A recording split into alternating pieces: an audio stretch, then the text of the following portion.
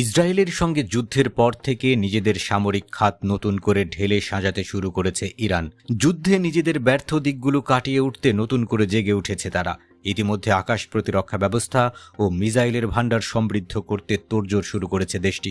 সময়ের কাঁটা যত এগিয়ে চলেছে, তেহরান যুদ্ধের দামামা বাজানোর জন্য ততই প্রস্তুত হচ্ছে।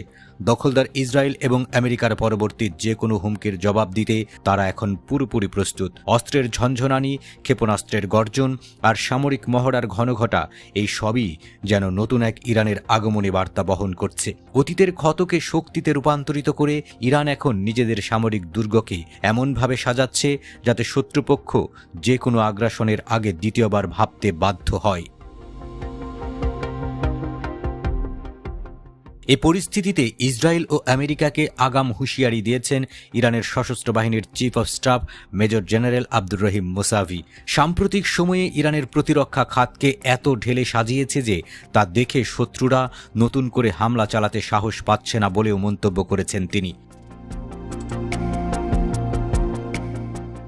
বুধবার তেহরানে ইসলামী বিপ্লবী গার্ড বাহিনীর গ্রাউন্ড ফোর্সের একটি কৌশলগত সদর দপ্তর পরিদর্শনে গিয়ে এই মন্তব্য করেন তিনি। আব্দুর রহিম মুসাভি বলেন, আমাদের প্রতিরক্ষা যুদ্ধ প্রস্তুতি পর্যায়ে পৌঁছেছে, আর এটি দেখে শত্রুরা ভুলেও ইরানের দিকে তাকানোর সাহস পাচ্ছে না। তারা ইরানে আক্রমণ চালানোর চিন্তাও করতে পারছে না। তিনি বলেন, ইরানের সশস্ত্র বাহিনী দেশের স্বাধীনতা, নিরাপত্তা এবং সীমান্ত রক্ষা করতে সম্পূর্ণভাবে প্রস্তুত রয়েছে। এখন তারা যে কোনো শত্রুর হুমকি মোকাবেলায় পুরোপুরি সক্ষম বলেও ইসরায়েল ও আমেরিকাকে সতর্ক করেন এই ইরানি কর্মকর্তা।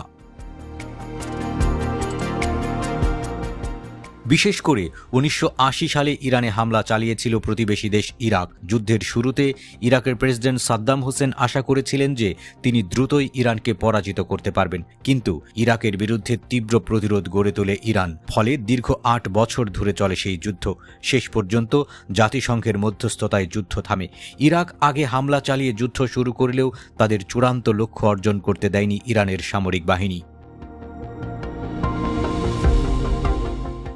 গত জুনে ইরানের পরমাণু কর্মসূচি থামাতে আকস্মিক হামলা চালায় দখলদার ইসরায়েল। এরপরই তীব্র প্রতিরোধ গড়ে তোলার পাশাপাশি ইসরায়েলে মিসাইল হামলার বন্যা বইয়ে দেয় ইরান। পরে ইসরায়েলের পক্ষ নিয়ে আমেরিকা যুদ্ধে যোগ দিলে তাদের ঘাঁটিও মিসাইল হামলা চালিয়ে গুড়িয়ে দেয় ইরানের সামরিক বাহিনী।